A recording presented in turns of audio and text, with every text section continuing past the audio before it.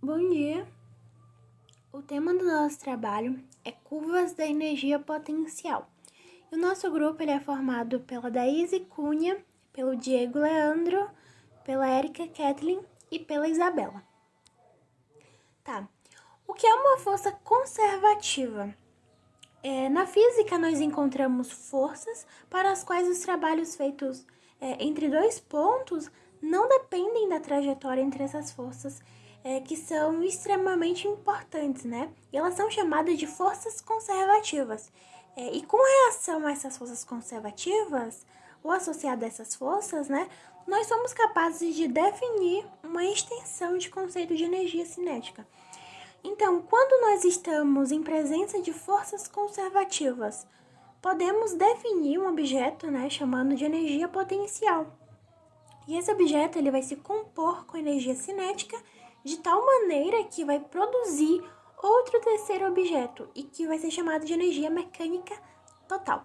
E nós colocamos alguns exemplos mais significativos das forças conservativas. Entre elas está a força gravitacional, né, que é a força peso, que é a força para baixo, a força elástica, que é uma força que surge a partir da deformação de uma mola ou algum outro corpo com propriedade, e a força elétrica, que é uma força que se manifesta na presença de carga elétrica sobre o efeito de um corpo, ou, na verdade, de um campo elétrico. Bom, e o trabalho realizado pelo peso de um corpo, ele é independente do caminho percorrido pelo seu ponto de aplicação, pelo que o peso é uma força conservativa. Então, geralmente, o trabalho realizado por uma força conservativa é simétrico da variação da energia potencial associada a essa força. E o que é energia potencial? É a energia associada à configuração de um sistema que está sujeito à ação de uma força conservativa. E quando uma força conservativa realiza um trabalho sobre a partícula do sistema, a variação ΔT da energia potencial do sistema ela é dada por variação da energia potencial é igual a trabalho. Então, isso significa que se a partícula se desloca do ponto xi para o ponto x, sob a ação de uma força F de x, a variação da energia potencial do sistema ela é dada por variação de energia potencial é igual a menos integração de xy a xi de F de x dx. E nós aqui temos a imagem de um garoto no skate que tem uma energia potencial, ele tem potencial para chegar de um ponto para o outro e fazer a manobra que ele quer executar. E ele desce, quando ele desce, ele ganha energia, na verdade ele ganha movimento, e energia de movimento é energia cinética. Então ele, com energia cinética mais energia potencial, ele tem a potência de conseguir fazer o movimento que ele tinha pensado. E tecnicamente, a energia potencial é qualquer energia que pode ser associada à configuração de um sistema de objetos que exercem forças uns sobre os outros. Então, existem 4 forças fundamentais na natureza e para cada uma delas, nós associamos energia potencial. E elas são a força gravitacional, que fica potencial gravitacional, a força eletromagnética, que fica potencial eletromagnético, força nuclear forte, que fica potencial forte, e força nuclear fraca, que fica potencial fraca. E vale frisar também que o valor que assume sua energia potencial, ele diz pra gente qual é a potência que aquela força tem para realizar trabalho. E realizar trabalho significa modificar a velocidade de um corpo e modifica a sua energia cinética. Como a gente viu na imagem anterior, né, do garoto, quando ele se move, ele está realizando o trabalho.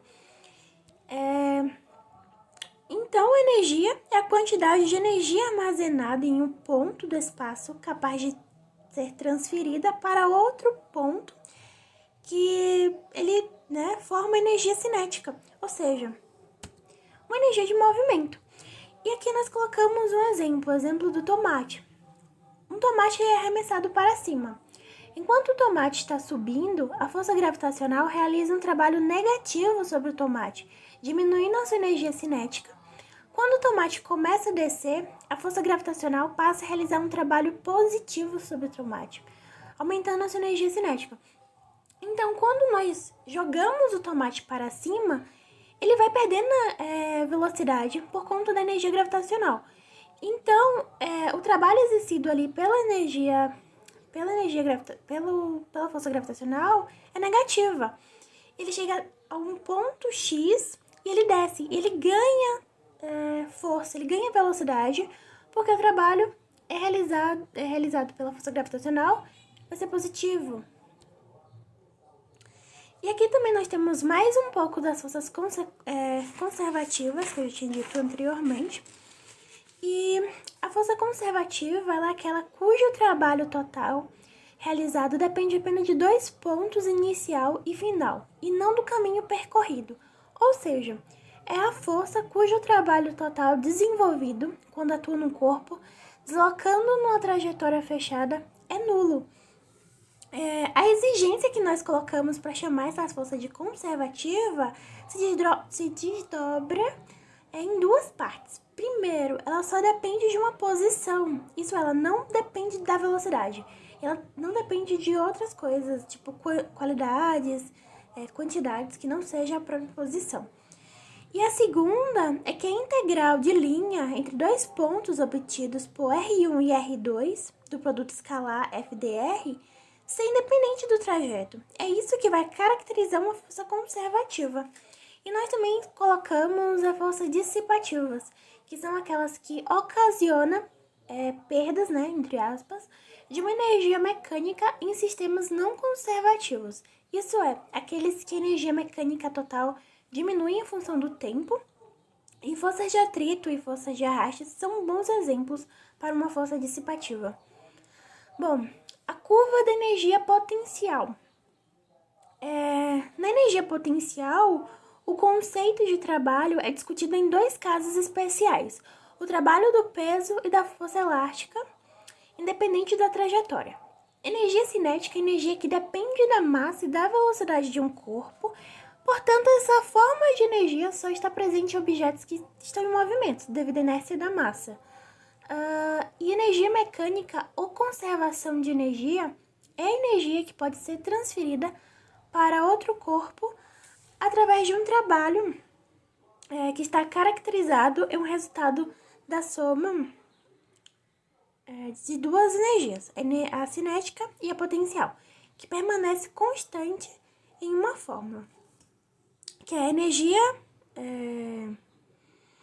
da massa, né, igual a energia cinética mais energia potencial. Energia mecânica, desculpa. E o que são e como identificar os pontos de retorno? Bom, os pontos de retorno existem quando as soluções são limitadas. E as soluções são limitadas quando as trajetórias são limitadas. No caso do dimensional, o caso mais simples é quando o oscilador harmônico simples, né, que a gente colocou aí o exemplo do oscilador harmônico simples, e esse oscilador, ele na amplitude máxima, ele vai e volta na amplitude máxima, portanto, a solução está limitada. E quando eu tenho uma solução limitada, eu tenho ponto de retorno, como mostra aí na imagem. E a quadratura dá muito facilmente os pontos de retorno de um determinado sistema. Bom, que essa integral que mostra no slide, ela não diz apenas pontos de retorno, mas também o menor valor possível de energia de um determinado sistema. Então, dentro da integral tem uma fração em que um elemento de integração está no dominador e no dominador tem a raiz. E a primeira condição para que essa integral ela exista é que E menos V de x seja diferente de zero. E a segunda condição que é preciso ter é que E menos V de x tem que ser maior que zero, porque ela está dentro da raiz quadrada. E a raiz quadrada de um número negativo é um número imaginário, e nós não estamos falando de condições imaginárias. Bom, raízes da equação E menos V de x igual a zero são pontos de limite de uma trajetória. E esses são pontos de retorno, né? E como E menos V deve ser sempre positivo, uma partícula em que a região em que o potencial é maior que a energia mecânica do sistema, ela é proibida. Portanto, a energia mínima de um sistema, né, que ele pode ter é igual ao potencial, é um ponto mínimo, ou seja, uma energia mínima tem que ser igual à energia potencial mínima do sistema, e a energia potencial mínima do sistema é um ponto de equilíbrio estável. E aqui nós temos também o trabalho realizado por uma força externa sobre um sistema. Bom, sabendo que o trabalho é a energia transferida para um objeto ou de um objeto por meio de uma força que age sobre o sistema, podemos estender essa definição para uma força externa que age sobre o sistema de objetos. Existe o trabalho positivo e o trabalho negativo, que são transferências de energia que ocorrem quando mais de uma força age sobre um sistema. E o trabalho total das forças é igual à energia total transferida para um sistema ou retirada do sistema. E essa mudança é governada pelo teorema do trabalho e energia cinética, que ele expressa por delta vezes K igual ao trabalho.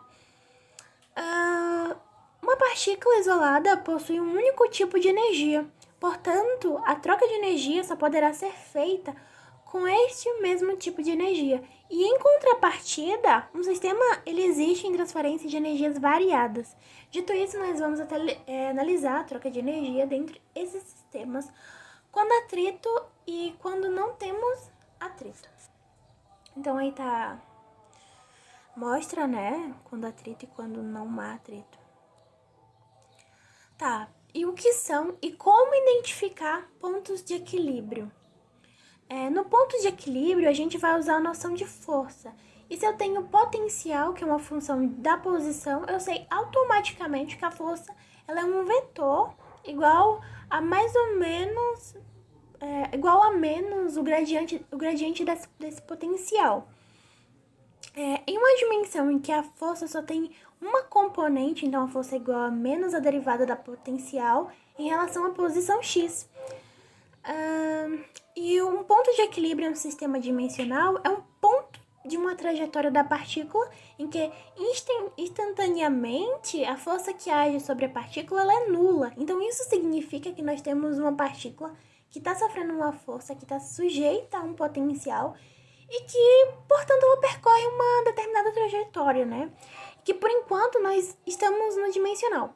Então, nós sabemos que a aceleração da partícula ao longo dessa trajetória, ela sofre mudanças. E que, no geral, ao não ser que a aceleração seja constante, né? O que nós temos é que a partícula sofre uma força instantânea diferente, em que cada ponto da trajetória, na verdade, naquele ponto, ela é uma força e a força é zero. E nós chamamos o ponto de equilíbrio. E como a força que age sobre a partícula agora no sistema dimensional está relacionada à derivada da potenciação em relação à posição, os pontos de equilíbrio que estão relacionados a pontos em que a derivada do potencial com relação à posição é zero, né? E são nesses pontos que as forças elas se anulam.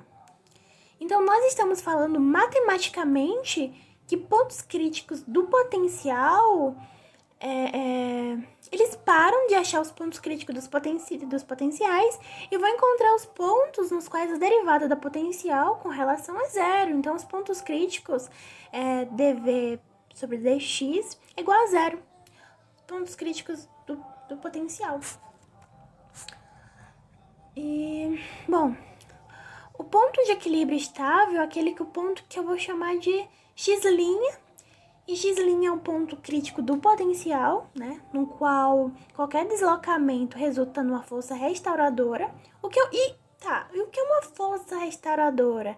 Ela é aquela que tende a fazer o sistema voltar para aquele ponto de equilíbrio. E nesse caso aqui vai acontecer quando a segunda derivada do potencial é positiva. Aí nós temos a força restauradora estável.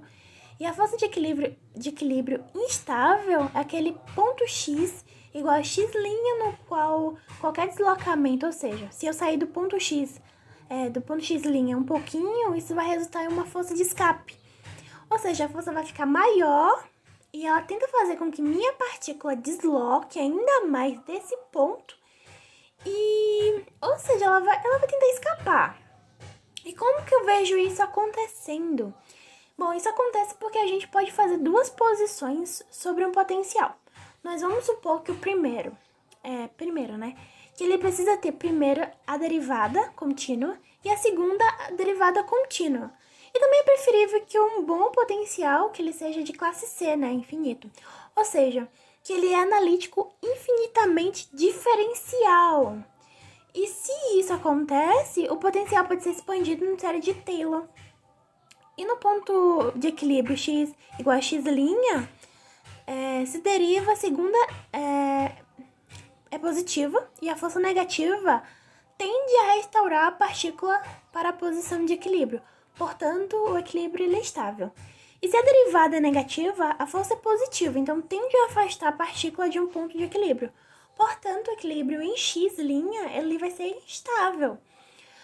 Ou seja, qualquer peteleco que eu der na partícula, ela vai se deslocar da posição de equilíbrio e ela vai tender a se afastar mais da posição de equilíbrio se o equilíbrio estiver instável.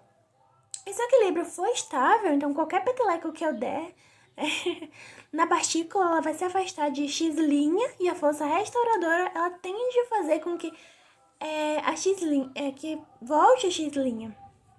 Em relação pela qual o equilíbrio estável está relacionado à segunda derivada, tem a ver com a expansão potencial da série de Taylor. Enfim, muito obrigada.